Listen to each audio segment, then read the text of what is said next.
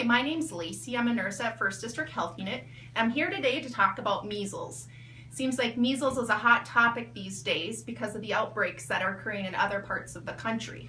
Luckily in North Dakota we haven't had any cases, but we thought this was a perfect opportunity to educate the public about measles. Measles is a virus. It's a very contagious virus, but it's also one that we have a vaccine for. Measles symptoms range from a fever to a cough and a runny nose, and you can also lead to an ear infection, pneumonia, encephalitis, and even death. So it's very important to protect yourself against measles. Most people have been vaccinated against measles, but there are pockets of people who don't believe in vaccines. So when people in that pocket of group get exposed to measles, it spreads very quickly. If you are exposed to measles, you have a 9 in 10 chance of contracting measles if you're not vaccinated. So again, the best way to protect yourself is to be vaccinated. So how do you know if you're vaccinated? If you're born before 1957, the CDC considers you immune because you probably had the disease as a child.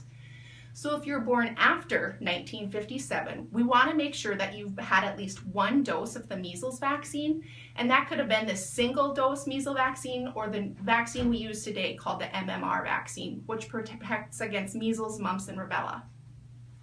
When a child turns 1, they get their first dose of MMR, and then they get their second dose as soon as age 4, and they need that second dose before they enter school. So most school-age kids have been vaccinated against the MMR. If a parent chose not to vaccinate for an MMR and the child is unvaccinated, they can change their mind and be vaccinated at any time. So if you have any further questions or you want to know if you've been vaccinated against measles, the best way to get a hold of your childhood record. If it was done in Ward County or whatever county you're in, the local public health unit may have a copy, so start there and check there. And then we also have a state immunization registry that we can check to see if you have any doses in there, which would have been in the last 10 years or so. But if you have any questions, just contact your local public health unit.